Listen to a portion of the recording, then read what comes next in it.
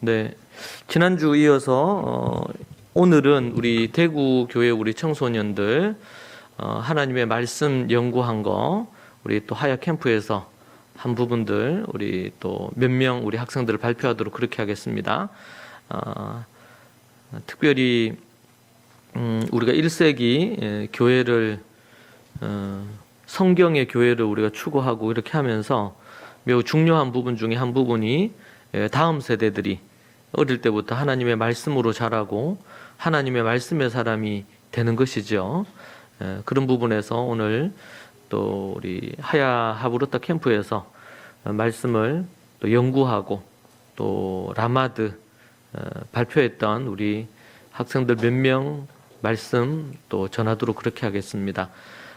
우리 한 명 한 명 나와서 할 때마다 부족한 거 있고 그렇게 하지만 여러분들이 귀담아 듣고 또 그 짧은 말씀이지만 은혜를 받으시고 또 많이 격려해 주시면 좋을 것 같습니다. 네, 크게 한번 박수로 우리 환영해 주세요. 대구 좋은가족교회 중등부 최하영입니다. 라마드 원고를 발표하도록 하겠습니다. 오늘 본문은 요한계시록 20장 11절에서 15절까지의 말씀입니다. 행위는 내가 선택하는 것입니다. 라는 제목으로 말씀을 나누겠습니다. 우리는 특정한 의도를 가지고 모든 상황에서 선택하며 살아갑니다. 여러분은 선택할 때 하나님께서 기뻐하시는 행위를 선택하며 살고 계십니까? 본문 12절부터 15절까지의 말씀을 보면 요한은 크고 흰 보좌에 앉으신 하나님께서 죽은 자들을 심판하시고 불못에 던지시는 모습을 봅니다. 그런데 본문 12절과 13절을 보면 자기 행위를 따라 자기의 행위대로 심판받는다고 명확히 밝히고 있습니다. 여기서 행위란 무엇일까요? 행위는 인간 생활에 있어 목적을 지닌 모든 활동을 말합니다. 기쁨, 사랑, 절제, 그리고 분노, 질투, 음행, 시기, 살인 등이 행위에 속합니다. 그런데 목적을 지닌 활동을 하려면 선택해야 합니다. 예를 들어 가인을 봅시다. 가인은 하나님께서 자신의 재물을 받지 않고 동생 아벨의 재물만 받은 것에 대해 화가 나 있었습니다. 그러자 하나님께서는 가인에게 말씀하셨습니다. 왜 화가 났느냐? 왜 고개를 떨고 왔느냐? 만약 내가 옳다면 어째서 얼굴을 들지 못하느냐? 그러나 내가 옳지 않다면 죄가 문 앞에 도사리고 있을 것이다. 죄가 너를 지배하려 하니 너는 죄를 다스려야 한다. 라고 말입니다. 그러나 가인은 죄를 다스리지 않았습니다. 아벨을 죽였습니다. 이 선택은 가인의 선택이었습니다. 하나님께서 주신 힘으로 마음을 다스릴 수 있었음에도 불구하고 가인은 분노와 질투와 시기와 살인을 선택했습니다. 가인의 끝은 어떠합니까? 둘째 사망, 즉 영원한 불못에 떨어졌습니다. 오늘 본문에서도 명확히 밝히고 있습니다. 각 사람이 자기 행위대로 심판을 받고 사망과 음부도 불못에 던져지니 이것은 둘째 사망, 곧 불못이라 라고 말입니다. 인간 생활에 있어 목적을 지닌 모든 활동을 할 때 하나님께서 기뻐하시는 행위를 선택해야 합니다. 마귀가 유혹하더라도 하나님께서 주신 힘으로 마음을 다스려야 합니다. 그러나 하나님께서 힘을 주심에도 불구하고 내 마음대로 내가 원하는 대로 행위를 선택한다면 가인처럼 즉 둘째 사망, 영원한 불못에 떨어질 것입니다. 그렇다면 하나님께서 기뻐하시는 행위를 선택하려면 어떻게 할까요? 첫 번째, 가장 기초적으로 주의 힘의 능력으로 강건해져 마귀의 계략에 대적해 설 수 있도록 하나님의 전신갑주를 입어야 합니다. 에베소서 6장 10절에서 13절까지의 말씀을 보면 여러분은 주 안에서 그리고 주의 힘의 능력으로 강건해지십시오. 우리의 싸움은 혈과 육에 대한 것이 아니라 권력들과 권세들과 이 어둠의 세상 주관자들에 있습니다. 그러므로 하나님의 전신갑주를 입으십시오 라고 되어 있습니다. 마귀는 어떻게 해서든 하나님과 인간과의 관계를 끊으려고 우리의 마음을 항상 유혹합니다. 그러나 우리는 나의 능력이 아닌 주의 힘의 능력으로 강건해져 마귀의 계략에 대적해 설 수 있도록 하나님의 전신갑주를 입어야 합니다. 두 번째, 죄와 피 흘리기까지 싸워야 합니다. 로마서 6장 12절과 13절을 보면 그러므로 여러분의 죽을 몸에서 죄가 왕노릇하지 못하게 해 몸의 정욕에 순종하지 말고 또한 여러분의 지체를 불의의 무기로 죄에게 내주지 말고 오직 죽은 자 가운데서 다시 산 자처럼 여러분 자신을 하나님께 드리며 여러분의 지체를 의의 무기로 하나님께 드리십시오라고 되어 있습니다. 자신의 지체를 불의의 무기로 죄에게 내주지 말고 하나님께서 주신 힘, 즉 하나님의 말씀으로 마음을 다스리고 죄 앞에 흘리기까지 싸워야 합니다. 세 번째, 말씀을 듣고 지키고 인내하여 하나님께서 주신 힘으로 마음을 다스려야 합니다. 창세기 4장 7절을 보면 하나님께서는 너는 죄를 다스려야 한다 라고 분명히 말씀하십니다. 다스릴 수 있다고 말씀하십니다. 감정과 의지가 나의 마음을 지배하는 것이 아니라 말씀을 듣고 지키고 인내하여 하나님께서 주신 힘으로 마음을 다스려야 합니다. 네 번째, 기도해야 합니다. 저는 기도할 때 이러이러한 죄를 안 짓게 해주세요 라고 기도했습니다. 그런데 이 기도는 잘못된 기도였습니다. 이렇게 실컷 기도하고 나서 항상 제 마음은 하나님 왜 저 안 도와주셨어요? 왜 저 죄 짓게 하셨죠? 라는 잘못된 마음이었습니다. 행위에 대한 선택은 내가 하는 것입니다. 하나님께서 선택권을 주셨습니다. 하나님께서 기뻐하시는 행위를 선택하려면 하나님, 제가 이러이러한 죄를 지을 때 하나님께서 주신 힘, 즉 말씀으로 다스릴 수 있도록 도와주세요 라고 기도해야 합니다. 지금까지 요한이 본 심판의 모습, 행위에 대한 구체적 의미야 하나님께서 기뻐하시는 행위를 선택하는 방법에 대해 알아보았습니다. 하나님께서는 우리에게 마음을 다스릴 수 있는 힘을 주셨습니다. 하나님께서 힘을 주심에도 불구하고 내 마음대로 내가 원하는 대로 행위를 선택한다면 둘째 사망에 떨어질 것입니다. 하나님께서 기뻐하시는 행위를 선택하며 착하고 좋은 마음으로 말씀을 듣고 지키어 인내로 결실하는 저와 여러분이 되시길 바랍니다. 감사합니다.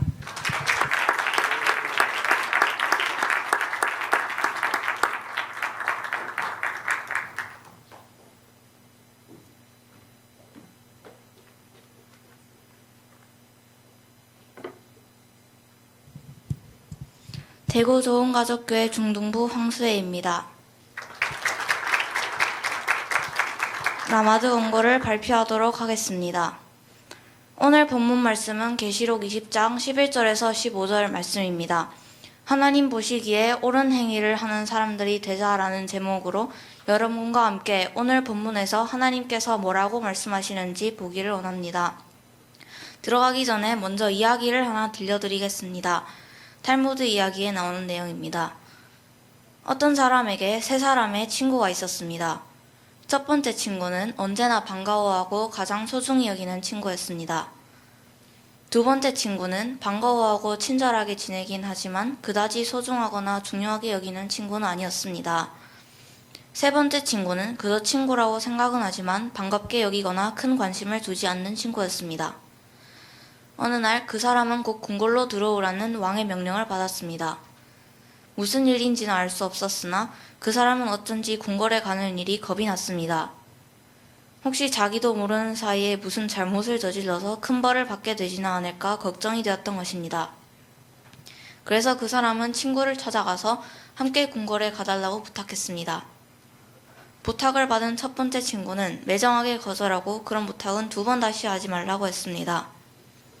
두 번째 친구에게 찾아가서 부탁하니 자기도 궁궐에 들어가는 것이 겁이 나 궁궐 문 앞까지는 같이 가줄 테니 안에 들어가는 것은 혼자 하라고 했습니다. 그 사람은 세 번째 친구를 찾아왔습니다. 이야기를 들은 친구는 그 사람의 손을 굳게 잡으며 흔쾌히 함께 가주겠다고 했고 왕께 그 사람이 잘못한 것이 없다고 증언을 해주겠다고까지 했습니다. 이 이야기에서 왕 앞에 나가는 것은 하나님 앞에 가는 것, 죽는 것을 뜻합니다. 첫 번째 친구는 이 땅에서 아무리 많이 가졌더라도 죽을 때는 가지고 가지 못하는 돈과 재물. 두 번째 친구는 무덤까지 따라가지만 그것이 끝인 친구나 친척. 세 번째 친구는 선한 행위를 뜻한다고 합니다. 그런데 우리는 이 선한 행위를 사는 동안 그렇게 중요하게 여기지 않는다는 거죠. 오늘 말씀을 보니 행위책과 생명책이 나옵니다. 행위에 따라 심판받는다는 내용도 나오고요. 오늘 말씀에서 하나님께서 뭐라고 말씀하시는지 한번 보겠습니다. 먼저 본문은 요한이 천국에서 크고 흰 보좌를 보는 것으로 시작합니다. 여기서 모든 사람이 심판을 받고 있습니다. 심판의 기준은 여기 나와 있듯이 행위책입니다. 행위로 심판받는다. 우리는 자칫하면 행위에 대해 부정적인 시선을 가질 수 있습니다. 바리새인들과 서기관, 대제사장들과 율법학자들의 율법주의와 외식주의에 대해 많이 들었고 나쁘다고 생각했기 때문이겠지요. 네, 맞습니다. 율법주의와 외식주의는 정말 나쁜 것이고 정말 위험한 것입니다. 예수님께서 독사의 자식들이라 회칠한 무덤이라 부르면서 책망하셨던 것이 율법주의입니다. 자신이 자기의 의로 천국에 들어갈 수 있다고 생각하는 것입니다. 하지만 오늘 본문에는 행위책이 나옵니다. 행위가 좋지 않은 것이라면, 믿음만 중요한 것이라면 왜 행위책이 등장할까요? 우리는 착각하면 안 됩니다. 구원에는 우리가 관여한 바가 0.0001%도 들어가지 않습니다. 예수님께서 돌아가셔서 그분의 생명값을 치르시고 우리의 구원해 주신 것, 이것은 전적인 하나님의 은혜입니다. 하지만 절대 우리는 아무것도 안 해도 된다고 생각하면 안 됩니다. 세상에는 공짜가 없다는 말이 있듯이 하나님의 구원과 은혜도 공짜는 아닙니다. 기억해야 합니다. 우리는 마지막 때 행위로 심판받습니다. 이 땅에서 자기가 행한 대로 천국과 지옥이 나눠지는 것입니다. 우리가 행위로 심판받는다면 당연히 하나님께서 보실 때 좋은 행위가 필요할 것입니다. 근데 행위는 대체 어디서 나오는 걸까요? 바리새인들처럼 613가지 세칙을 만들어서 다 지켜야 할까요? 그래야 좋은 행위일까요? 마태복음 7장을 보겠습니다. 산상수훈에서 예수님께서는 이와 같이 좋은 나무마다 아름다운 열매를 맺고 못된 나무가 나쁜 열매를 맺나니 좋은 나무가 나쁜 열매를 맺을 수 없고 못된 나무가 아름다운 열매를 맺을 수 없느니라 라고 말씀하십니다. 열매를 보고 나무를 알게 되는 것입니다. 여기서 열매는 행위, 나무는 믿음이라고 할 수 있습니다. 만약 여러분이 하나님의 살아계심을 믿는다면, 마지막 때가 정말 있다는 것을 안다면, 또 지금 내가 하는 행위에 따라 심판받는다는 것을 안다면 그 믿음에 상응하는 행동이 나올 수밖에 없습니다. 우리의 선한 행위는 입술로 고백하는 믿음이 아닌 참된 믿음, 내 삶 안에서 실천되어 나오는 믿음에서 하나님께서 살아계심을 믿고 그분을 신뢰하며 매일 발걸음을 내딛는 믿음에서 나옵니다. 따라서 행위는 우리 믿음의 결과가 되는 것입니다. 우리는 지금 어떤 행위의 열매가 필요할까요? 예수님께서 우리에게 구원을 선물로 주셨지만 우리가 아무것도 하지 않으면 그 믿음이 아무것도 아니며 참된 믿음에서 참된 행위가 나오는 것이라고 했습니다. 어떻게 우리 삶에서 옳은 행위를 할 수 있을까요? 답은 간단하지만 어렵기도 합니다. 매 순간 살아가는 동안 이 행위가 하나님께서 보시기에 옳은 행위인가? 예수님께서 언제 오신지 모른다고 했는데 만약 예수님께서 내일 오신다면 내가 과연 이 행동을 할까? 이것을 생각하면서 모든 행동을 한번 해보시는 건 어떨까요? 그렇다면 모든 순간을 흘려보내지 않고 쓸 수 있지 않을까요? 남이 모두 하나님께서 기뻐하시지 않는 행동을 하고 있을 때 동참하지 않고 그들에게 그것은 하나님께서 싫어하시는 행동이라고, 마지막 때 하나님의 심판이 있고 지옥이 있다고 말해줄 수 있지 않을까요? 요셉은 보디발의 아내가 유혹할 때 제가 어떻게 그렇게 악한 짓을 저질러 하나님께 죄를 짓겠습니까? 라고 말하며 죽을 수도 있는 상황인데도 하나님께서 보시기에 옳은 행위를 선택했습니다. 요셉이 어떻게 이런 행위를 선택할 수 있었을까요? 하나님께서 모든 것을 보고 계신다는 믿음과 경각심 때문이 아니었을까요?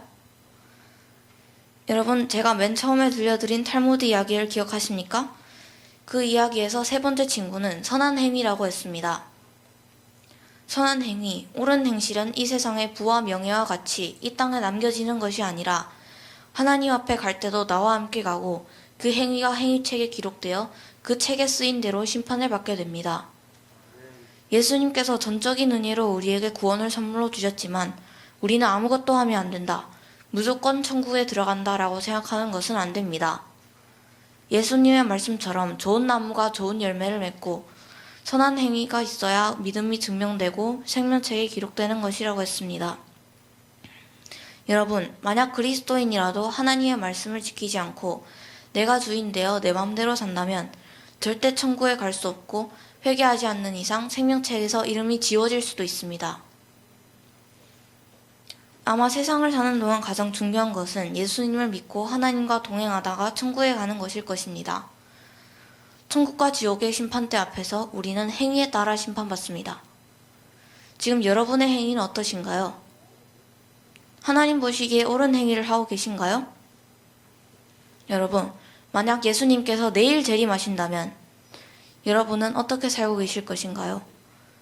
저는 이 본문을 연구하면서 제가 매일 어떻게 살아가고 있는지 많이 돌아보게 되었고, 이제부터는 하나님께서 보실 때 기뻐하실 만한 행동을 하면서 살아가려고 노력하려고 합니다.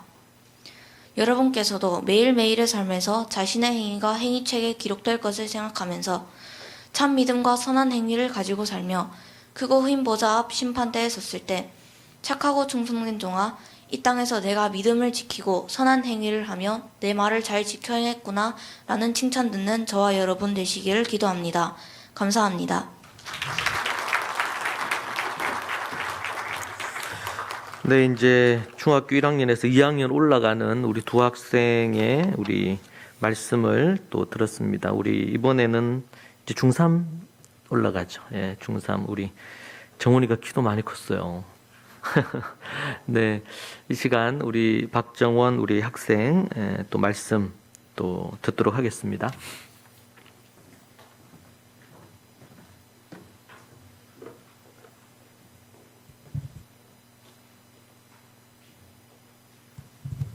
대구 좋은 가족교회 중등부 박정원입니다.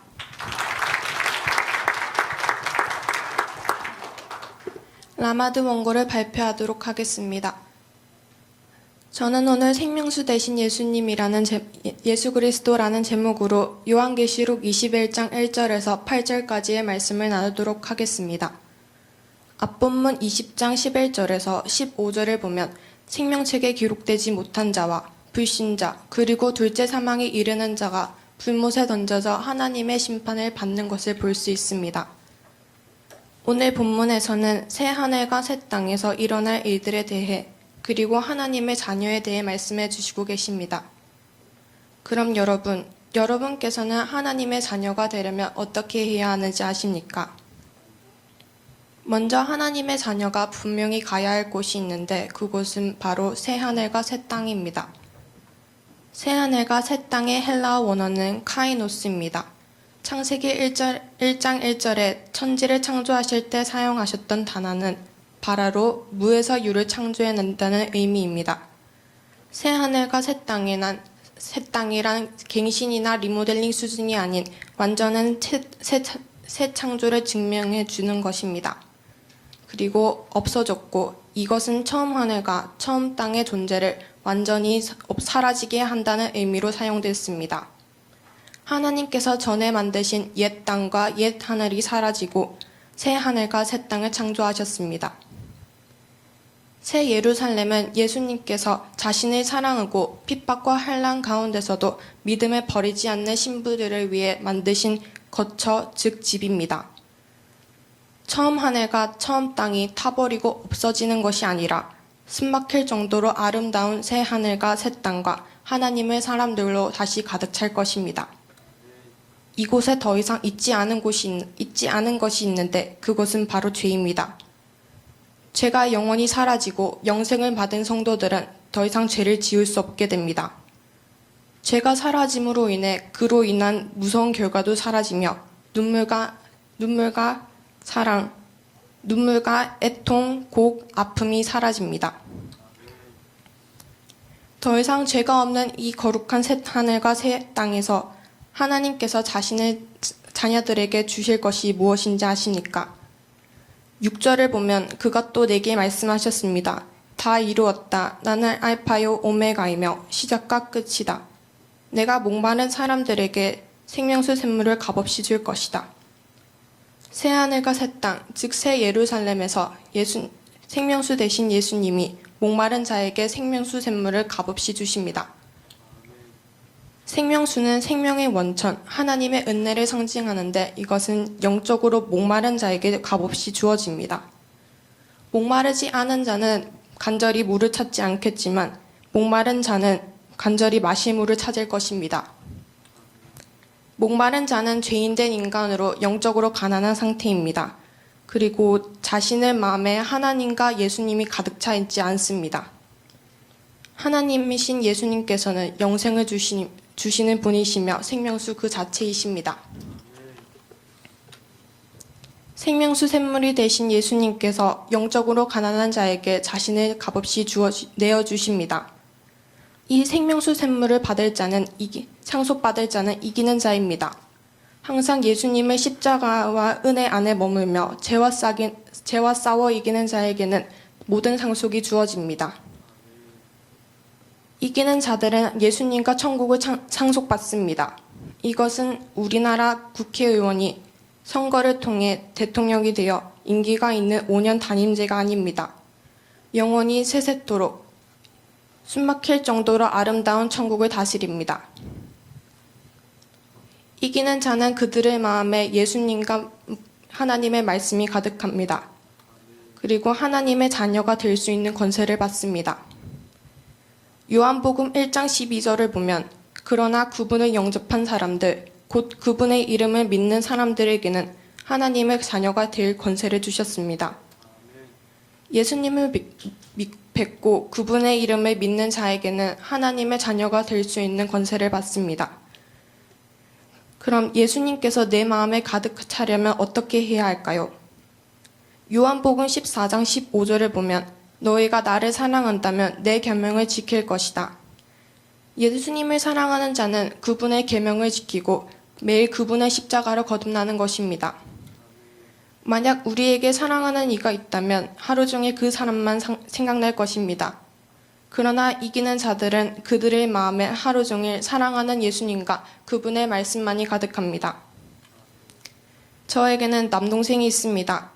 저 자신은 깨끗하게 정리하지 않으면 좀 짜증이 나는 스타일인데 동생이 제가 열심히 정리해 놓은 창고를 어지럽혔습니다. 순간적으로 화가 나 동생에게 화를 내려고 했는데 이것은 사랑의 예수님께서 제 마음에 계시지 않는다는 생각이 들었습니다.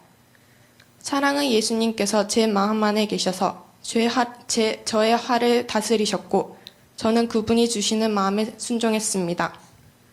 예수님께서 내 마음에 가득하여야 우리는 그분과 하나님의 자녀가 될 수 있습니다. 오늘 본문 요한계시록 21장 1절에서 8절까지의 말씀을 보면서 더 이상 죄가 없는 새 하늘과 새 땅에서 생명수 되신 예수님이 영적으로 가난한 자에게 생명수 샘물을 값없이 주십니다. 이기는 자들은 그들의 마음에 하나님과 예수님이 가득합니다. 여러분의 마음에는 하나님과 예수님이 아니라 자신이 원하는 것, 재미, 쾌락, 욕망에 가득 차 있지 않습니까? 우리의 마음에 사랑하는 예수님이 가득하여 새 하늘과 새 땅에서 생명수 샘물을 받아 그분의 나라를 다스리는 저와 여러분이 되시길 바랍니다. 감사합니다.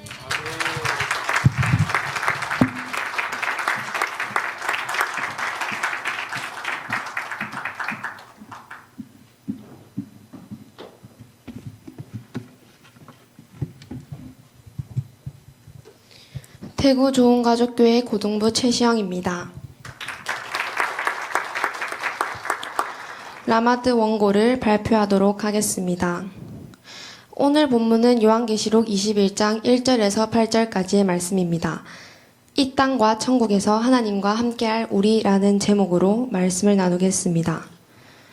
우리 모두는 이 땅에서 정말 많은 일들을 하며 바쁘게 살아갑니다.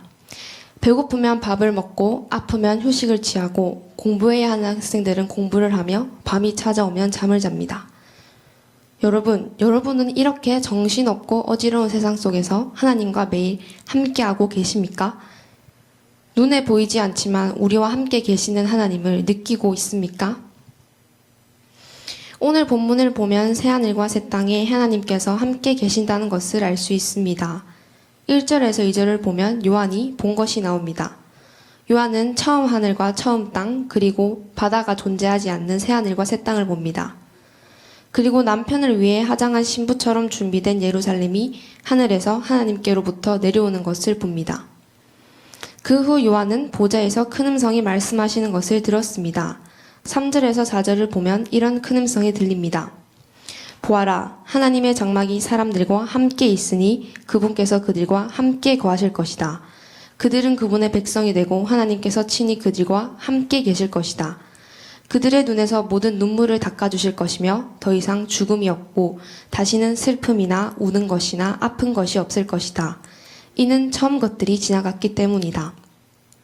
이 말씀을 보면 함께라는 단어가 무려 3번이나 등장합니다. 여러분, 우리에게 어머니께서 무언가를 말씀하실 때 반복해서 말씀하신다는 것은 무엇을 의미할까요? 똑같은 것을 우리에게 계속 반복해서 말씀하신다는 것은 그만큼 정확하고 중요하다는 것이겠지요. 마찬가지로 3절에서도 함께라는 단어를 반복해서 말씀하신다는 것은 새하늘과 새 땅에 우리와 하나님이 함께한다는 것이 중요하고 반드시 그럴 것이라는 것입니다. 이렇게 우리는 천국에서 하나님과 함께 거하게 될 것입니다. 그런데 우리는 지금 저 영원한 새하늘과 새 땅에 있는 것이 아니라 이 땅에서 살고 있습니다. 그러기에 우리는 이 땅에서도 하나님과 함께 거하면서 살아야 합니다. 이럴 수 있는 이유는 하나님과 단절되었던 우리를 다시 하나님과 함께 거하는 자로 삼으시기 위해 예수님께서 직접 오셨기 때문입니다. 곧 십자가 부활입니다. 우리는 원래 원죄로 인해 하나님과 단절, 즉 함께 거하지 못했습니다. 그래서 하나님의 영광에 이르지 못했습니다. 로마서 3장 23절을 보면 모든 사람이 죄를 범하였음에 하나님의 영광에 이르지 못하더니 라고 합니다. 이렇게 우리는 죄로 인해 예수님과 단절되었지만 우리의 죄를 위하여 예수 그리스도께서 대신 죽으셨습니다. 그래서 우리는 하나님께 함께 갈 수 있게 되었고 함께 거할 수 있게 되었습니다. 요한복음 14장 6절을 봅시다. 예수께서 이르시되 내가 곧 길이요 진리요 생명이니 나로 말미암지 않고는 아버지께로 올 자가 없느니라. 여러분, 이것이 은혜입니다. 하나님께서 우리와 함께하고 싶으셔서 이 땅에 예수님을 보내셨습니다. 그래서 우리는 이 땅에서도 하나님과 함께할 수 있는 자가 되었습니다. 그렇다면 성경 인물들 중 하나님과 동행한 인물은 누구일까요? 창세기 5장 24절에 등장하는 에녹도 있고 하나님이 함께 계셔서 모든 일을 지혜롭게 행한 다윗도 있습니다. 저는 성경에 등장하는 하나님과 동행한 인물들을 보며 나는 매일 하나님과 함께하고 있는지를 스스로에게 질문하기 시작했습니다. 저는 옛날부터 눈에 보이지 않으시는 하나님은 추상적인 분이라고 생각해왔습니다. 하지만 그것이 아닙니다. 하나님은 우리와 함께 하기를 원하시는 분이시기 때문에 인격적인 존재가 되시는 분입니다. 이제는 그런 것이 조금 느껴집니다. 하나님은 수상적인 존재가 아니시고 인격적인 존재이시기 때문에 우리와 함께 하길 원하신다는 것이 조금이나마 느껴집니다. 그런데 하나님은 우리와 이 땅에서만이 아니라 저 영원한 천국에서도 함께 하기를 원하십니다. 본문 3절을 보면 우리가 하나님과 함께 거할 하나님의 장막이 나옵니다. 이 장막은 구약 때 하나님의 임재가 임하던 곳이었습니다. 그런데 요한계시록에서는 하나님의 장막을 천국으로 묘사하고 있습니다. 또 4절에서는 천국인 하나님의 장막에 죽음, 슬픔, 우는 것, 아픈 것이 없을 거라고 합니다. 여러분, 이곳이 하나님과 우리가 함께 거할 곳입니다. 아름다운 천국을 가는 자는 이 땅에서도 하나님과 함께하는 자들입니다. 그러면 우리가 하나님과 함께해야 하는데 그런 삶을 살려면 어떻게 해야 할까요? 첫 번째, 문 밖에 서서 두들고 계시는 하나님의 간절한 마음을 우리가 기억해야 합니다. 요한계시록 3장 20절에서 하나님께서 이렇게 말씀하십니다. 볼지어다 내가 문 밖에 서서 두드리노니 누구든지 내 음성을 듣고 문을 열면 내가 그에게로 들어가 그와 더불어 먹고 그는 나와 더불어 먹으리라.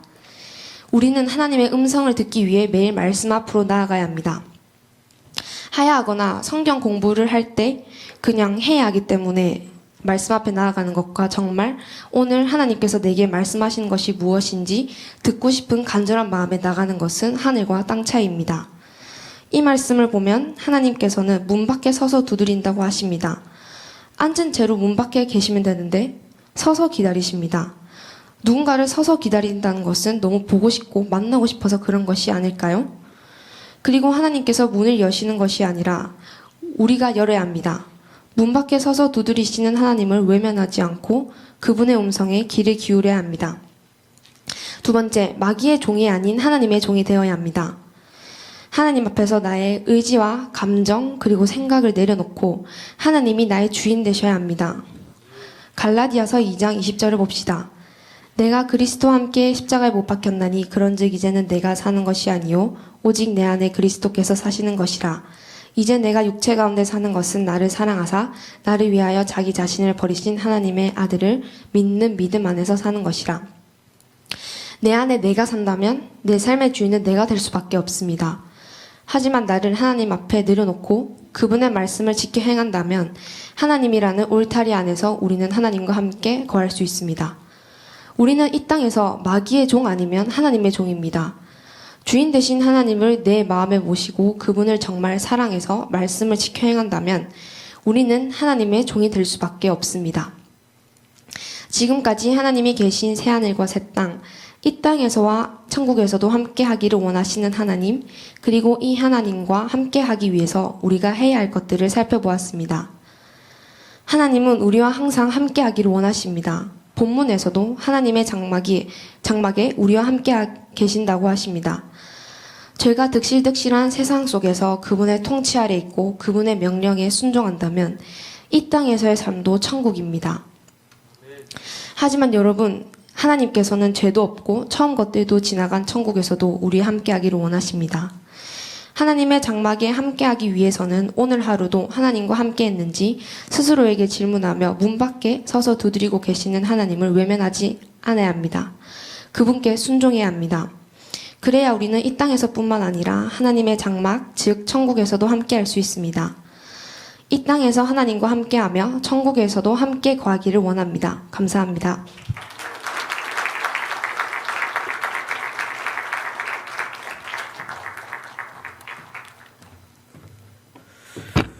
네, 우리 발표한 우리 네 학생 크게 한번 박수 다시 한번 해주시죠. 네.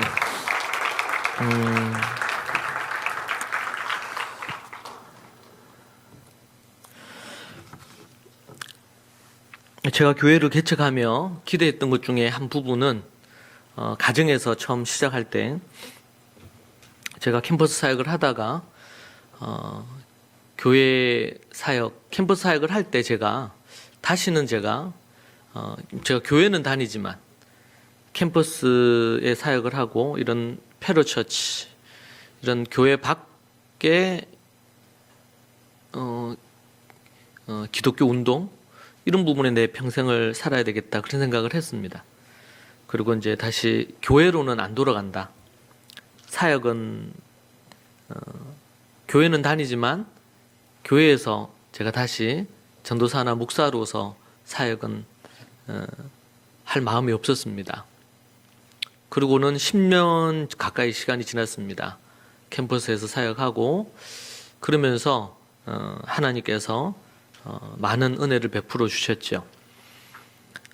그러면서 제 마음에 제가 갖는 어떤 성향도 있고 여러 가지를 토대로 해서 캠퍼스 사역을 그만두고 교회를 하도록 하나님이 인도해 주셨습니다.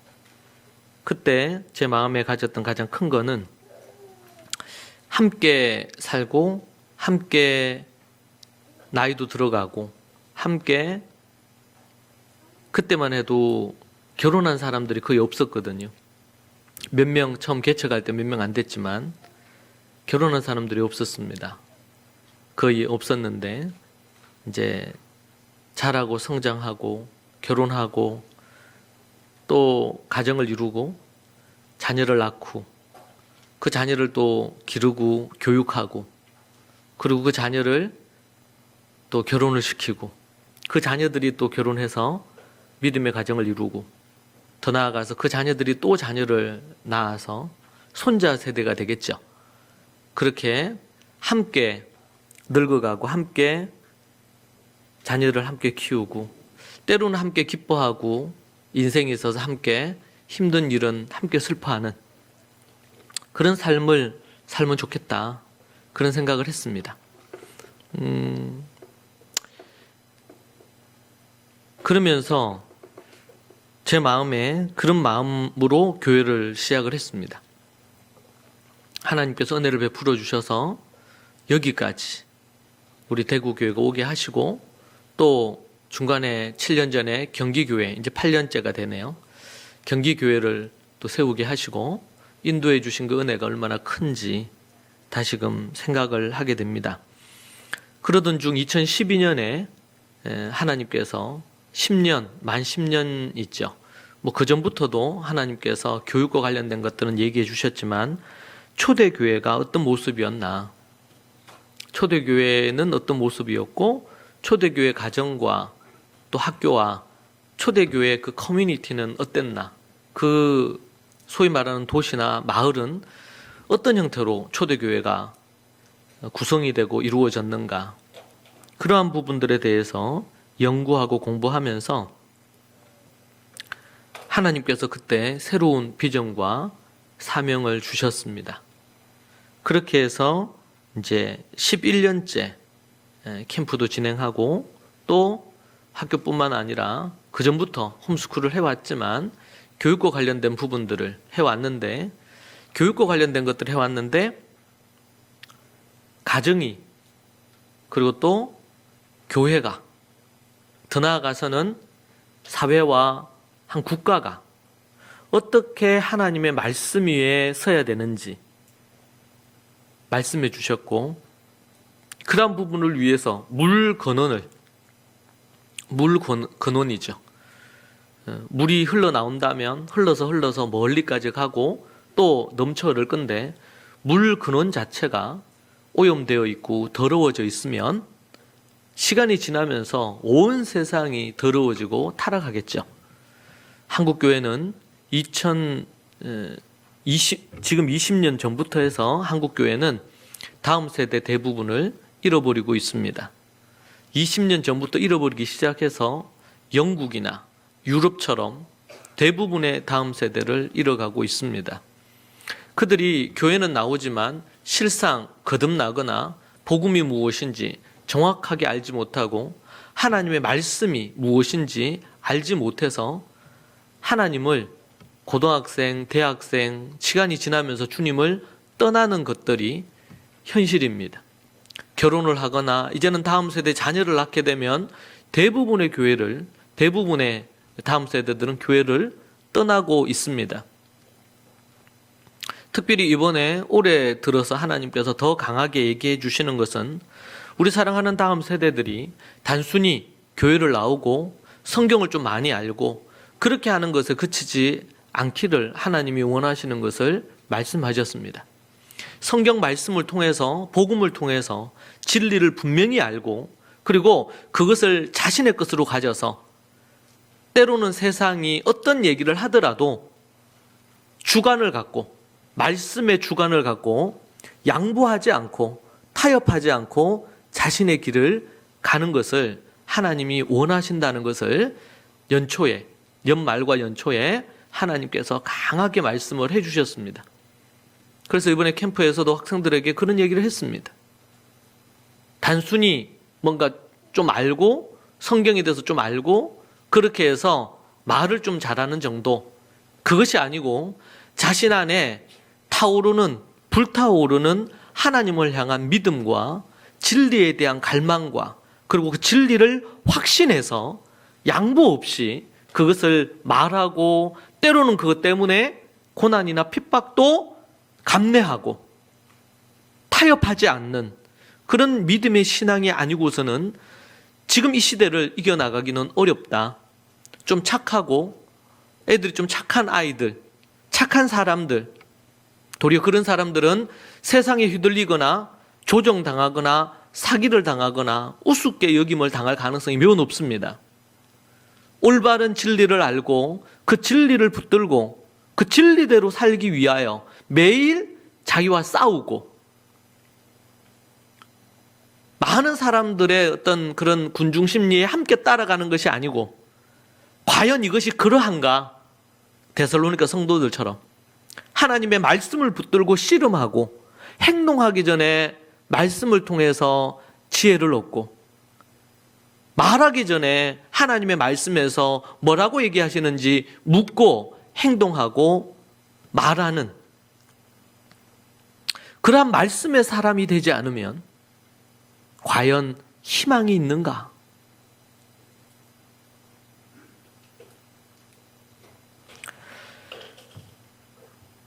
여러분은 어떻게 느낄지 모르지만 지난 11년이죠. 10년, 만 10년이 지나고 11년째가 되면서 이 캠프를 시작하고 또 한 중간 넘어서면서부터 말씀을 연구하는, 하야하는 것뿐만 아니라 연구하는 것을 하나님께서 넣기를 원하시는 것을 기도 중에 깨닫고 학생들에게 말씀을 연구하고 또 그것을 토론하고 글로 쓰고 그것을 가르칠 수 있는 역량을 가지도록 기술을 가르치고 그러한 것들을 해왔습니다. 많은 스태프들이 함께 도왔고 함께 해왔습니다. 요즘 저는 이것을 어떻게 교회 안에 자리하게 만들 것인가 고민합니다. 이것을 어떻게 하면 주일학교 안에, 중고등부 청소년부 안에, 청년부 안에 이러한 것들을 자리해서 말씀의 사람이 되는 것이 일상이 될 수 있도록 만들 건가? 저는 어제 로마서 6장에서 8장을 통독하면서 너무나 주옥 같은 말씀이죠. 로마서 6장에서 8장 말씀은요. 믿음의 삶의 전 영역을 아주 요약해서 우리에게 얘기해 주는 부분입니다. 복음, 유앙겔리온으로부터 출발해서 이 복음으로 하나님 앞에 거듭난 자들이 죄 가운데 거할 수 있느냐? 그럴 수 없다는 것이 로마서 8장의 말씀입니다. 이제 오늘 그리고 이제 다음 주 제 설교가 요한계시록, 지난 만 2년 동안 요한계시록을 연구하고 설교했는데 마지막 설교가 다음 주 요한계시록 설교가 될 것 같습니다. 그리고 고린도전서 말씀이 2월 달부터 진행될 예정입니다. 그 말씀이 끝나면 로마서를 설교하면 어떨까? 그런 생각을 했습니다. 온 교회 식구들이 로마서를 함께 묵상하고 하야하면서 연구하고 또 그것을 설교 말씀으로 듣고 함께 또 나누고 그렇게 할 수 있으면 참 좋겠다, 그런 생각이 들었습니다. 우리가 거듭난 우리가, 구원 얻은 우리가 어찌 죄 가운데 더 거하겠느냐? 그럴 수 없느니라. 그렇게 얘기를 합니다. 그렇게 얘기하고 나서 그 다음 나오는 메시지가 뭐냐면 성령의 충만함입니다. 성령을 영으로 살라. 육이 아니라 영으로 살아야 된다. 그 말씀이 내용이 이어집니다. 우리는 예수 그리스도를 믿고 거듭났습니다. 거듭난 그들이 죄 가운데 거하면 안 되는데 우리의 현실은 죄 가운데 거하기도 합니다.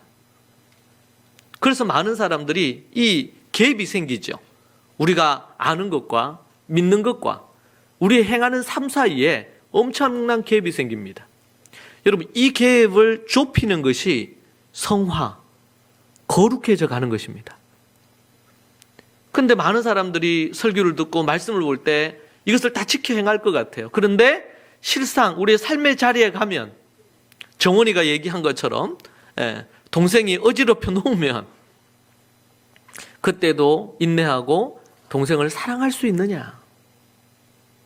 우리의 삶 가운데 우리가 알고 있고 성경을 공부하고 묵상하고 설교할 때는 그렇게 할 수 있을 것 같은데 우리 실제 삶으로 들어가면 우리 안에 일어나는 분노와 때로는 나의 수치스럽고 이런 것들을 감추기 위해서 거짓말한다든지 이런 등등의 부분으로 거짓과 속임수에 빠져서 살 수 있다는 것이죠. 사단은 그 틈을 이용해서 우리로 하여금 죄 가운데 머물고 하나님과 자꾸 멀어지게 만듭니다.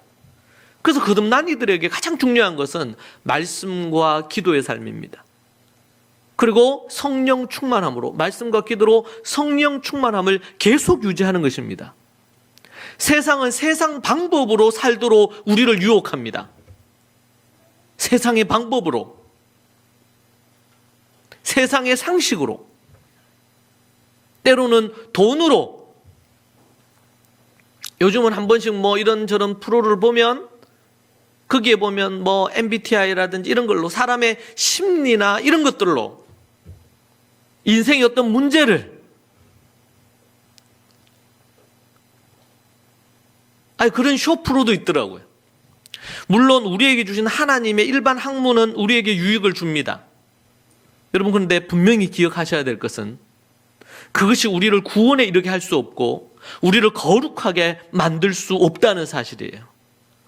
오직 복음 외에는, 하나님의 말씀 외에는 우리를 거룩하고 정결하게 만들지 못합니다. 잠언과 전도서에서 솔로몬이 뭐라고 얘기합니까? 그만큼 솔로몬만큼 많은 것을 배우고 많은 것을 익히고 많은 책을 쓰고 심지어 동물학까지 그가 섭렵을 해서 책을 쓰고 이랬던 인물이 솔로몬입니다. 지식적으로 아주 탁월했지요. 학문적으로 지금으로 얘기한다면 박사학위가 10개 이상이 될지 모르겠습니다. 근데 그가 뭐라고 얘기합니까? 지식이 많고 배우는 것이 많고 학문이 많으면 많을수록 뭐가 깊어져요? 번뇌가 많아진다는 겁니다. 인생은 헛되다는 겁니다. 그것이 솔로몬의 결론입니다. 솔로몬이. 그가 처와 첩이 1000명이나 넘었습니다. 그가 초기에 주님 앞에 1000번제를 드린 그 이후로 한동안 몇 년 되지 않는 시간 동안 그가 하나님의 복을 누리고 은혜를 누리며 마음의 평안을 누리고 행복했습니다. 그러나 나머지 그의 모든 생애는 불행한 인생을 살았습니다. 왜요? 그가 세상의 것을 쫓았습니다. 여러분 자신을 돌아보십시오. 여러분이 뭔가를 하는데 그것이 나에게 유익을 주는 것 같아요. 그런데 그것이 내 열매로 나타나는지를 살펴보세요. 성령이 더 충만해지고 여러분의 마음에 하나님을 향한 사랑이 더 끓어오르고 여러분이 하나님 앞에 기도하는 일에 힘쓰게 되고 다른 사람을 돌아보고 다른 사람에게 복음을 전하고 제자 삼는 일에 힘쓰도록 만드는 원동력이 되느냐? 아니면 더 번뇌하게 하고 더 힘들게 하고 도리어 사랑하기보다는 더 판단하고 정죄하게 만드는 바리새인들이 그랬죠. 그들은 심지어 성경을 가지고 있고 기도를 정기적으로 하는데도 불구하고 금식을 철저하게 하는데도 불구하고 그런 자리에 이르렀습니다. 뭐가 문제입니까? 마음입니다. 마음입니다. 잠언 4장 23절처럼 모든 지킬 만한 것 중에 마음을 지키지 못하면 생명의 근원이 여기에서 난다 그랬는데 사람의 살고 죽는 것이 여기에 달려 있습니다. 살고 죽는 것이.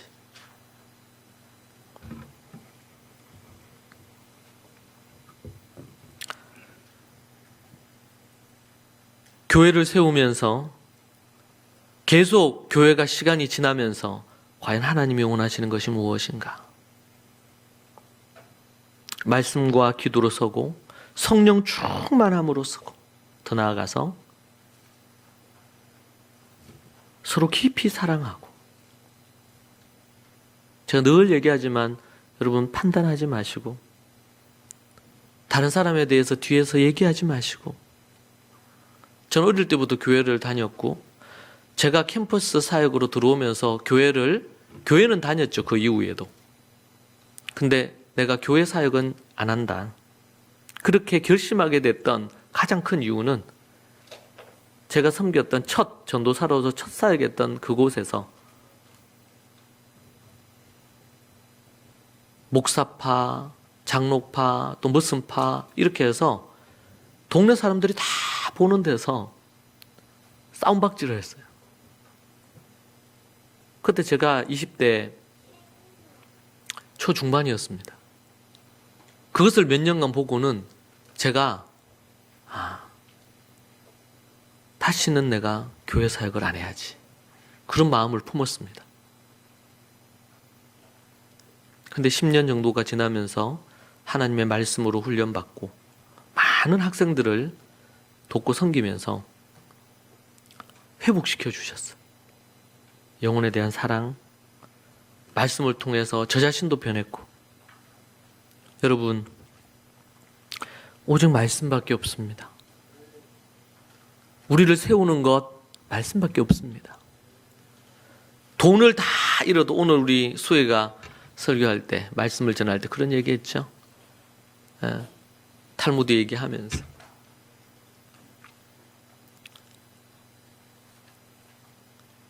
돈을 다 잃어도, 명예를 다 잃어도, 심지어 내 가족을 잃는다 하더라도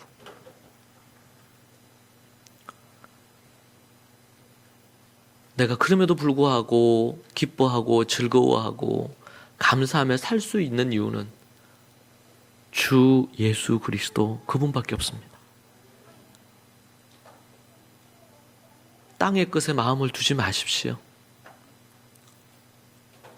이 땅 성공에, 여러분의 돈벌이에,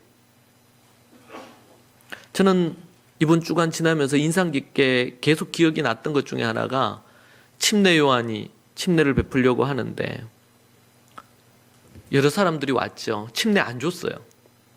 그 중에 한 부류가 군인입니다. 군사들, 군병들. 그들은 박봉이었어요. 생활하기가 너무 힘들었습니다. 그래서 저들이 선택한 것은, 그들은 군인이니까 칼을 가지고 있고 힘이 있으니까 함부로 못했어요. 그래서 그들이 한 것은 사람들의 것을 뺏거나 거짓말로 증인을 서서 뇌물을 받는 것으로, 그렇게 해서 생활을 했습니다. 여러분, 사람이 돈에 대한 욕심은 끝이 없어요. 끝이. 그런데 성경은 뭐라고 얘기합니까? 그 군인들에게 네가 받는 급료를 만족하라.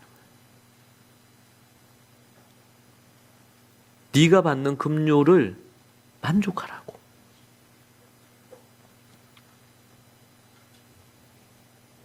그렇게 요한이 얘기하죠.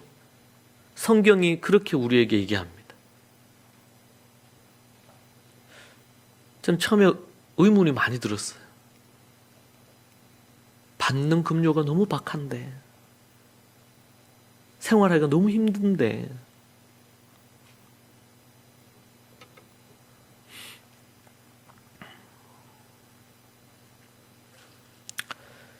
그것보다 더 중요한 것이 뭐라는 겁니까? 정직함이라는 거예요.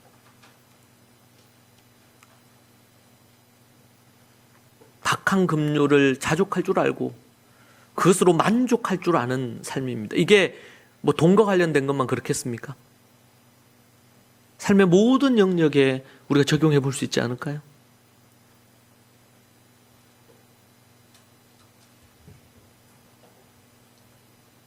만족하고 자족할 수 있어야 되지 않을까요? 물론 열심히 일해서 정당한 방법으로 수입을 더 늘릴 수 있을 겁니다.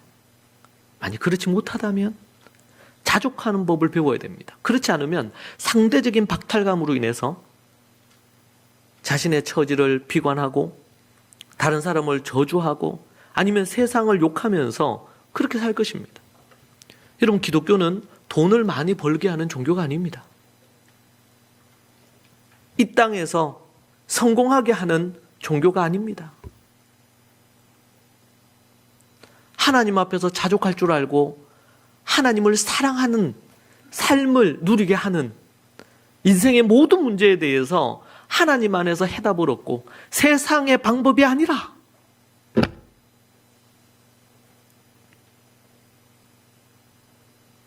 그런데 심지어 크리스찬들조차도 이 말씀을 중요하게 여기지 않아요. 말씀을 소중하게 여기지 않아요. 지난 몇 달 동안 저는 교육과 관련해서 얼마나 많이 자녀 교육에 있어서 이게 우상이 되어 있는지를 좀 실감하는 시간이었어요.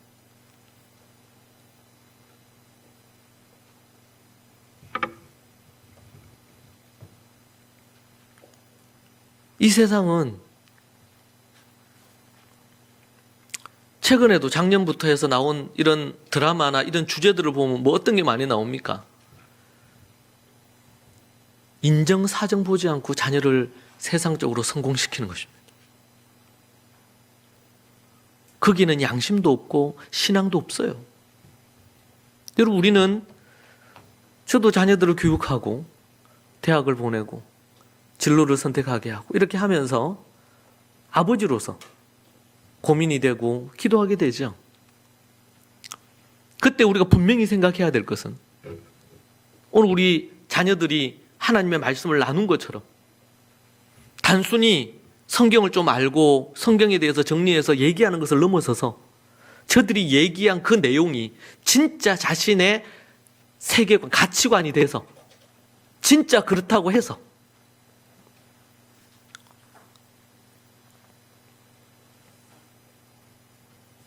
진짜 그렇게 사는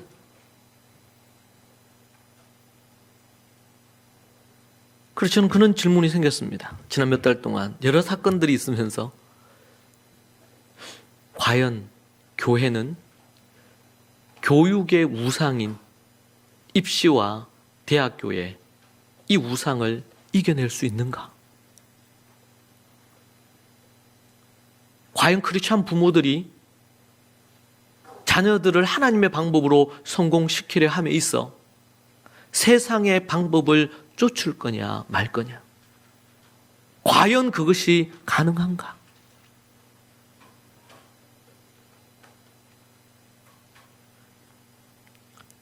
복음에서 유한겔리온에서 복음은 자기를 죽이는 거라 그랬습니다. 십자가는 내가 죽은 자리입니다. 인생의 모든 영역에서 내가 죽지 않고 가정이요 하나님이 원하시는 가정이 되려면 남편이 죽어야 됩니다. 아내가 죽어야 됩니다. 남편과 아내가 죽었다는 증거가 에베소서에 나옵니다. 자녀가 그리스도 앞에서 죽어야지 부모를 공경해요. 부모가 하나님 앞에서 바르게 믿음으로 서 있지 않으면 자녀를 주님의 훈련과 주님의 교훈으로 가르칠 수가 없어요. 그것도 날마다 부모가 죽어야 돼요.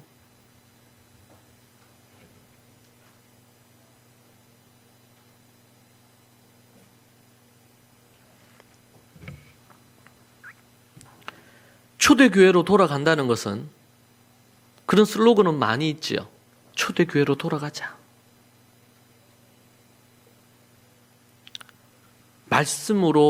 말씀으로 제대로 돌아가지 않으면 말씀과 관련해서 제가 토다의 삶을 쓰고 그렇게 시작해서 한 것이 이제 11년째입니다.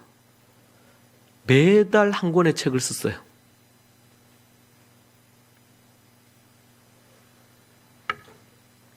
제가 깨닫는 것은 쉬운 일이 아니구나. 초대교회로 돌아가서 그 첫 번째는 말씀으로 돌아가는 건데 말씀으로 돌아가는 것이 쉬운 일이 아니구나. 단순히 성경을 좀 하야하고 연구하고 성경을 좀 더 많이 아는 것 정도가 아니라 그것이 한 영혼의 존재를 뒤흔들어 놓고 그 존재로 하여금 변화가 돼서 하나님의 말씀으로 살고 매일 그 말씀을 붙들고 매일 변화하고 살아가는 그 삶이 가능한가?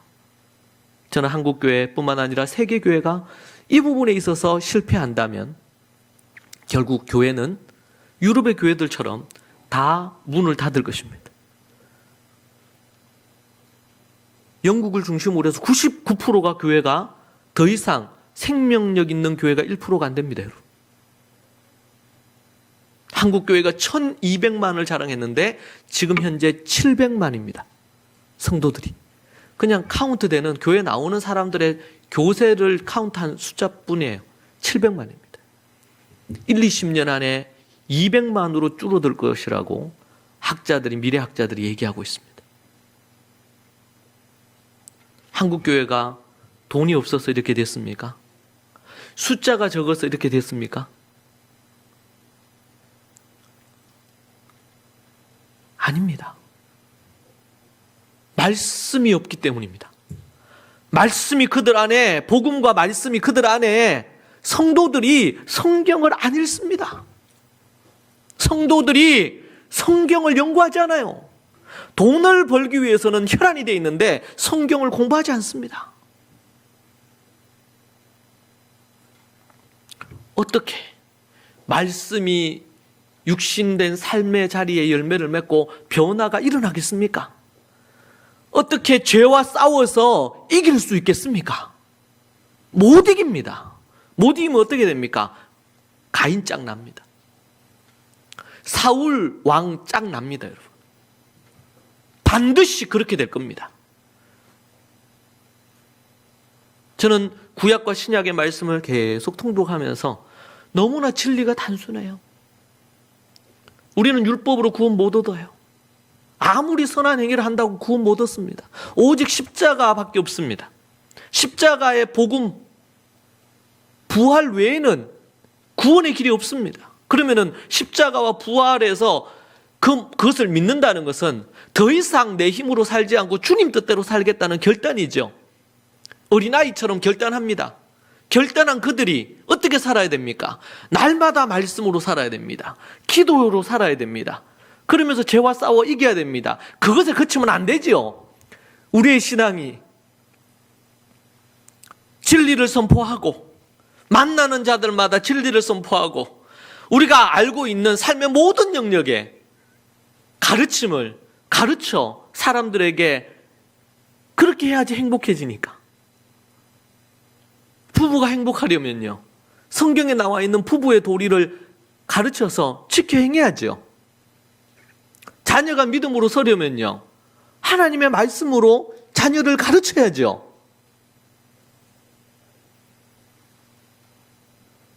그런데 교회 다니는 사람들도 그렇게 안 하고 학원만 보내잖아요, 애들 어릴 때부터. 그러니까 100% 주님 떠나는 겁니다. 안 떠나는 게 그 걔가 이상한 거예요. 100% 다 떠나는 겁니다. 왜? 관심이 거기 있으니까요.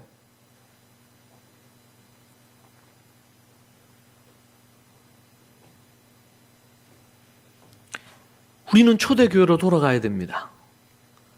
초대교회의 그 모습에서 초대교회가 100% 잘했다는 것만은 아닐 수는 있습니다.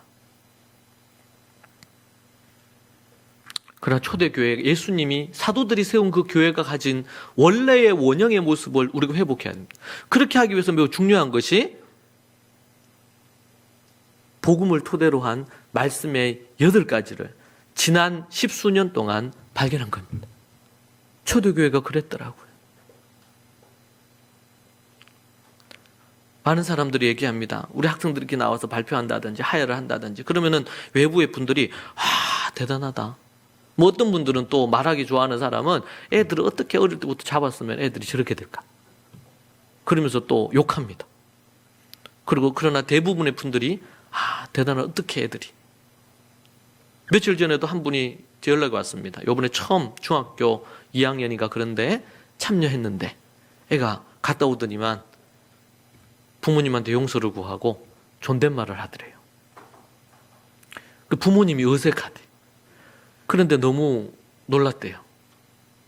캠프 갔다 왔는데 이제 기숙사에 있는 애인데 안 갔잖아요. 집에 안 가고 계속 기숙사에 있었거든. 그러고 나서 집에 갔는데 놀란 거예요. 부모가. 자기가 많은 걸 깨달았다고 캠프에서. 제가 이 사역을 하면서 중학생들도 변하더라고요. 중2병이라고 해서 난리치는 중학교 2학년들도 변하더라고요. 그것은 제가 잘나서 그런 것도 아니고 오직 복음과 하나님의 말씀, 그 말씀이 저들을 바꾼 줄로 믿습니다. 10여일을 말씀에 푹 빠져서 핸드폰이나 이런 거 다 끊고 푹 빠져서 말씀 속에 있으니 딱딱했던 것도 녹아지고 한 번 참여했는데 잘 안 녹아진다. 2번, 3번. 특별한 묘수를 갖고 하려고 할 필요가 없어요. 특별한 묘안으로 뭔가를 하려고 해, 자꾸. 응? 교회들도 특별한 어떤 걸로 뭔가를 2022년에 특별한 걸, 다른 거 필요 없고 말씀 보면 돼요. 기도하면 되고. 성경의 가르침을 따라서 그렇게 하면 되죠.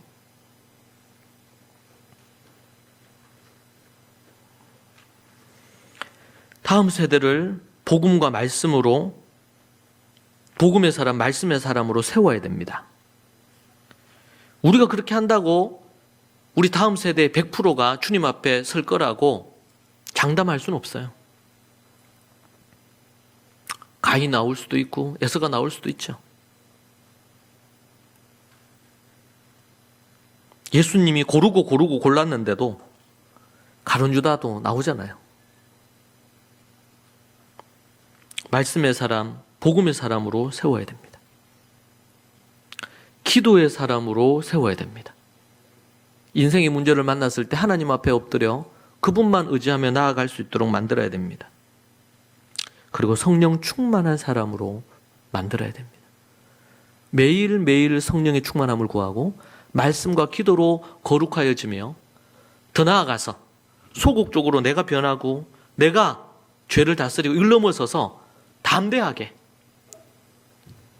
복음을 전하고, 때로는 핍박 가운데서 부딪히고,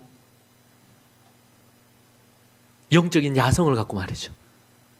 움츠러들어 있지 않고 자기 연민에 빠지지 않고 내가 뭘 할 수 있는가.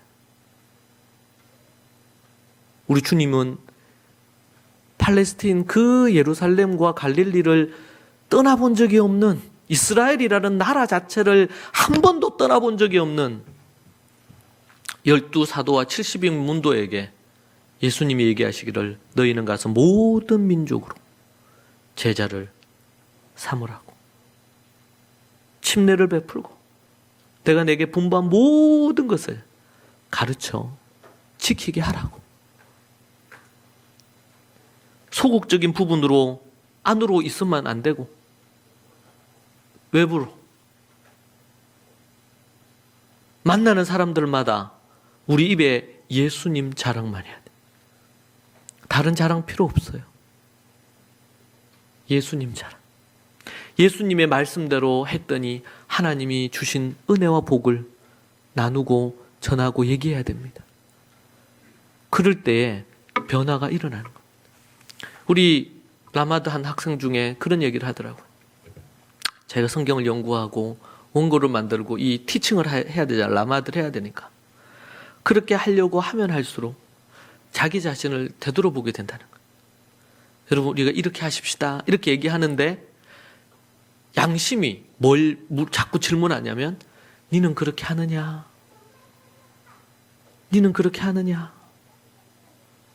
양심이 살아있으면요. 거짓말을 밥 먹듯이 하는 애가 거짓말하면 안 된다고, 지옥불에 떨어진다고, 이런 얘기를 하려면 자기 자신의 양심을 속이지 않고서는, 양심이 있다면 내가 왜 그런가? 내가 어떻게 바뀌어야 될 건가? 생각하지 않겠습니까?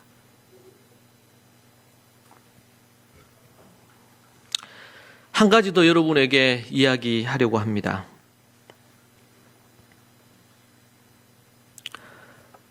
믿음 안에서 가정을 세우고 또 교회를 세우는 것은 매우 중요합니다. 그런데 제가 이제 사역을 해보면 아이들이 이제 자라잖아요. 유치, 초등 이렇게 있으면 애들이 자랍니다. 그러면서 걔네들은 뭐 이제 홈스쿨을 하든 아니면 학교를 가든 하루에 2시간씩 하나님의 말씀을 대합니다. 하야도 하고 묵상도 하고 연구도 합니다. 근데 그게 이제 쌓입니다, 여러분. 한 주. 여러분, 한 주만 지나도요, 1시간씩만 쳐도 일주일에 5시간을 하는 거 아니겠습니까? 더 하지만. 근데 그게 10일이 지나면요, 50시간이 됩니다. 그렇게 시간이 지나면서 아이들 안에 이 말씀이 쌓이기 시작합니다. 늘 그때 조심해야 될 것이 바리새인들의 누룩, 율법주의, 이런 것들, 이 누룩을 조심해야 됩니다. 아이들 안에. 또 하나는 이런 부부 사이가 있는데, 부부 사이, 아내가 믿음이 좀 있고 남편이 믿음이 부족해요. 뭐 브리스길라 아굴라도 그랬죠. 그럴 때 영적인 리더십을 아내가 가질 수는 있습니다. 이것은 정상적인 모습은 아닙니다. 질서상 남편이 먼저고 아내가 그 다음이고 자식들입니다. 근데 아내가 믿음이 남편보다 좀 있어서 먼저 리드를 해요. 이때 아내에게 제일 중요한 것이 뭘까요? 겸손함입니다. 성경에서 아내들에게 요구한 거가 뭐예요? 남편에게 순종하고 복종하라는 겁니다. 근데 아내들이 믿음이 좀 더 앞서 있어요. 그럴 때 남편을 세워야 되는데 아내가 그런 부분에 아주 모델이 되는 사람이 브리스길라 아굴라예요. 브리스길라가 아내고 아굴라가 남편입니다. 나중에 되면 아굴라 브리스길라로 바뀌죠. 이걸 아주 잘한 사람이에요. 여러분, 이 질서가 있는데 이 질서에서 먼저 아내가 그 일을 해. 근데 아내가 겸손하지 않으면 관계가 깨지게 돼 있습니다. 더 나아가서 한 가정에서 지금 자녀들은 어릴 때부터 이제 말씀 교육합니다. 저나 여러분들은 어릴 때부터 이런 교육을 못했습니다. 근데 이 애들이 시간이 지나면서 쌓입니다, 말씀이. 시간이 지나면서 부모보다 더 말씀에 대한 깊이가 깊어질 수도 있습니다. 많아질 수도 있겠죠. 때로는 부모 세대들이 하야를 많이 하지 않지만 자녀들에게 하야를 시키잖아요. 시간이 지나면서 많아집니다. 이럴 때 두 가지가 필요합니다. 앞에서도 얘기한 것처럼 아내들이 겸손하지 않으면 안 되듯이 자녀들이 부모에게 순종하고 복종하는 것이 제대로 서지 않으면, 물론 진리에서 벗어나고 악을 행할 때 자녀들이 그럼에도 불구하고 순종하고 복종하면 그 집안은 망합니다. 그것이 베드로 앞에 섰던 아나니아와 삽비라예요. 하나님 앞에 서원을 했습니다. 그런데 서원한 것을 이 부부가 짜고 사도를 속이기로 했죠. 그렇게 해서 베드로 앞에서 속였습니다. 남편이 속이고 아내가 속였습니다. 어떻게 됐습니까? 그 자리에서 하나님이 죽여버리시죠. 그때 뭐라 그래요, 베드로가? 네가 나를 속인 것이 아니고 네가 하나님을 속이고 하나님을 거역했단 말이야. 이런 케이스는 둘 다 망하는 케이스입니다. 그렇죠? 아비가일 같은 경우에는 그 남편을 겸손히 잘 섬겼습니다.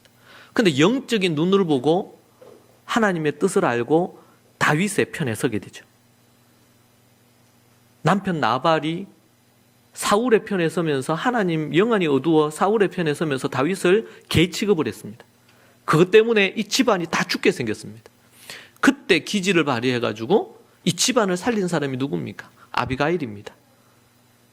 가장이 집안을 살려야 되는데 아내가 집안을 살립니다. 하나님이 며칠 후에 나발을 쳐 죽이시죠. 여러분, 하나님이 만든 가정의 질서가 있습니다. 리브가도 좋은 예입니다. 남편이 영안이 어두워 이삭이 그렇게 할 때 아내가 믿음으로 섭니다. 그러나 리브가도 그렇고 남편을 존중합니다. 남편의 권위를 존중합니다. 중요한 부분이에요. 자식들도 동일합니다. 시간이 지나면서 부모보다 성경도 좀 많이 알고 깨달음도 있고 이런 걸 해요. 애들이니까 우리가 캠프에 10박 11일씩 불러가지고 하야도 시키고 라마도도 시키죠. 어른들을 모아놓고 그렇게 할 수 없잖아요. 직장도 다녀야지, 돌도 벌어야지, 할 일도 많고요. 만약 그렇게 시간과 돈이 여유가 생긴다고 얼마나 들어올지 잘 모르겠지만,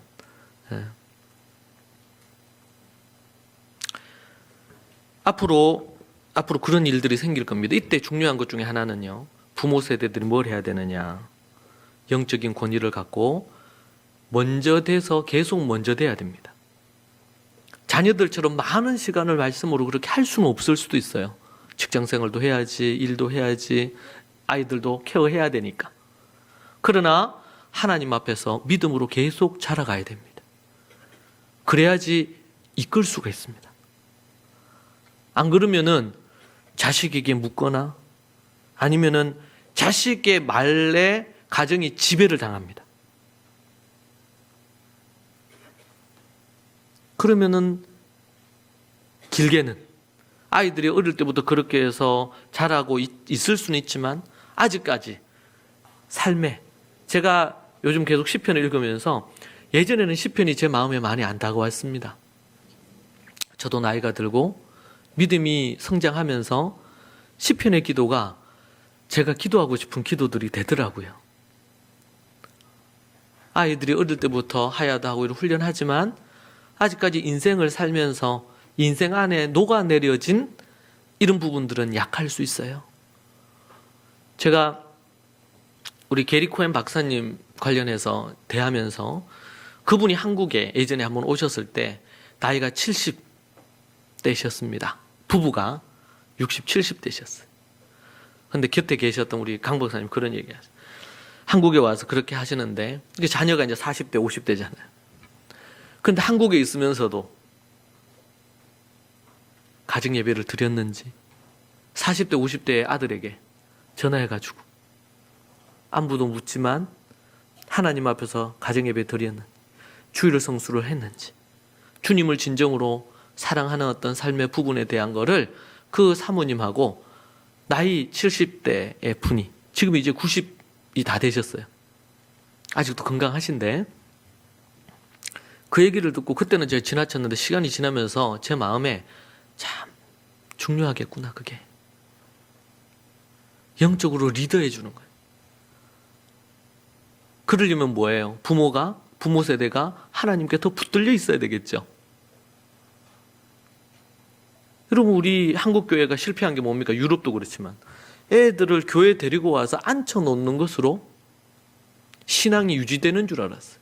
주일학교를 데려다 놓으면 되는 줄 알았어요. 100% 실패했죠. 그렇게 한 아이들이요, 도리어 부모가 갖는 믿음과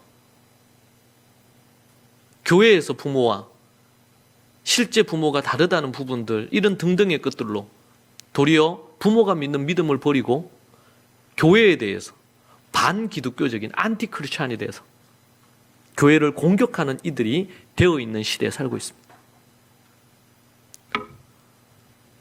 부모가 리더할 수 있어야 됩니다.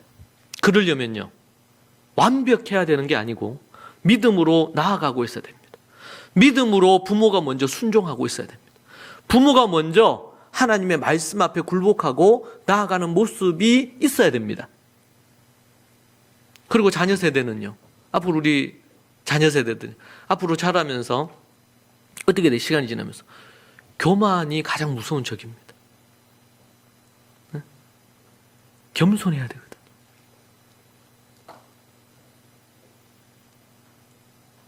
한 번씩 학생들을 보다 보면 교만해져 가요. 좀 더 성경을 좀 안다고, 이제 이렇게 하야도 했다고, 뭐도 했다고, 그러면서 부모를 판단하고 부모를 때로는 비난하고 그런 모습도 보이는 걸 봐요. 그러면은 허물어집니다. 그런 사람들이 바리새인들이요, 율법 학자들입니다. 조심해야 됩니다. 조심. 교만한 자 하나님이 치시고 망하게 하십니다. 오늘 우리 지난주에 우리 경기에서, 오늘 대구에서 우리 사랑하는 자녀들이 나와서 말씀에 깨달은 것과 연구한 것들을 나누는 것이 얼마나 저에게 큰 기쁨이고 감격스러운 일인지 모릅니다.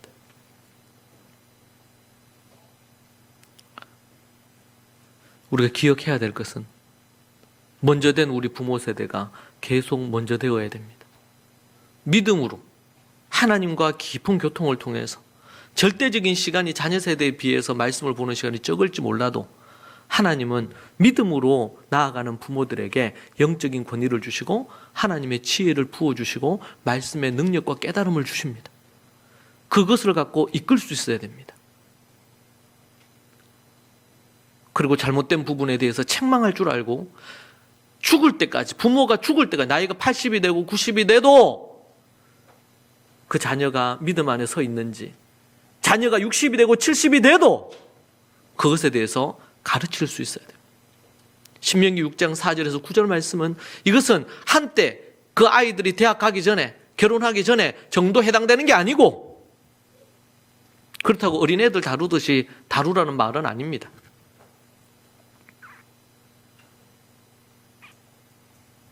하나님 앞에서 엘리 제사장이 실패했던 거, 다윗이 자녀에 있어서 실패했던 거, 엘리 제사장은 고령이었잖아요. 중년에 있는 자식들에게 하나님의 말씀을 진리 안에서 책망하고 금하지 않았어요.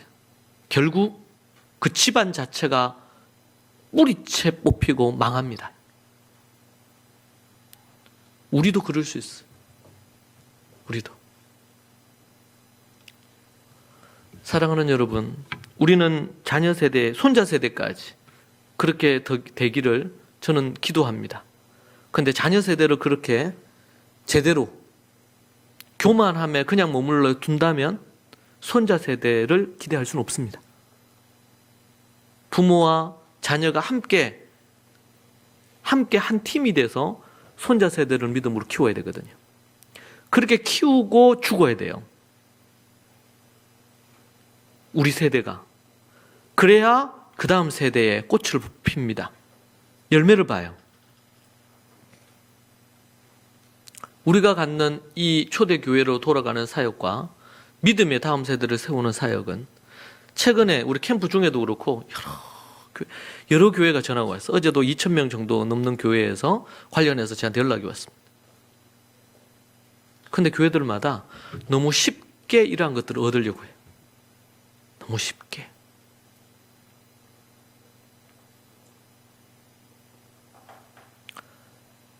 몇 주간 동안 고민이었습니다. 어느 교회는 당장 이번 주에 갈 테니 학교도 오픈해 주시고 만나달라는 거예요. 늘 제가 대기하고 있는 줄 아는가 봐요. 어떤 아는 제 친구죠, 목사는 막 얘기하는데 제가 시간이 쉽지가 않다고 뭐 이렇게 얘기하니까 막 화를 내더라고요.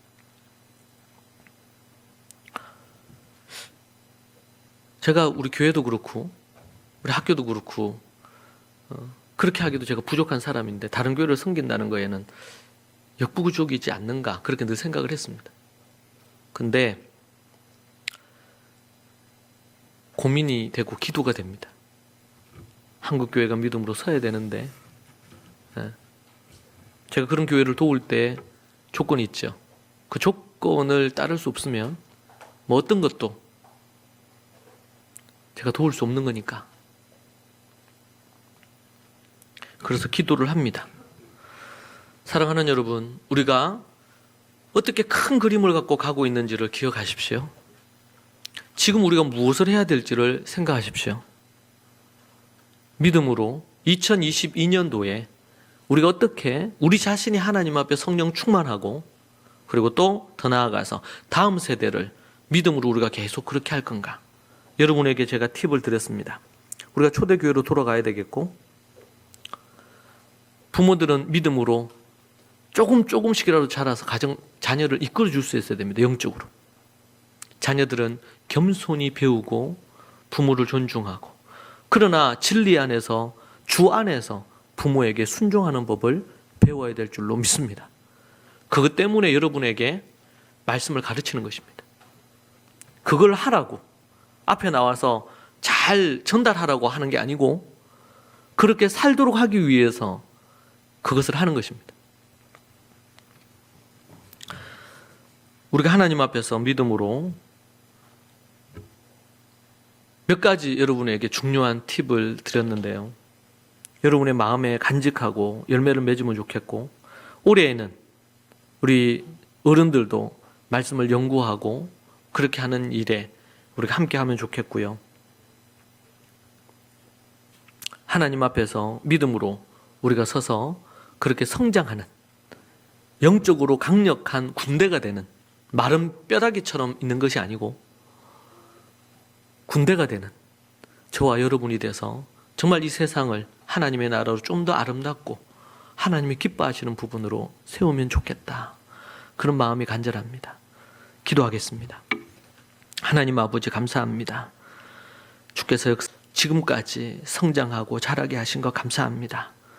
주님, 이들이 정말 리브가처럼 또 다윗처럼 다니엘, 느헤미야, 에스라처럼 하나님의 사람으로 서게 주님 도와주시고 인도하여 주시옵소서. 날마다 주님 주시는 은혜와 능력 가운데 서게 하시고 하나님의 말씀의 사람들로 우리 모두 서서 이 재림의 때에, 종말의 때에 믿음으로 서기를 원합니다. 예수님 이름으로 기도합니다. 아멘.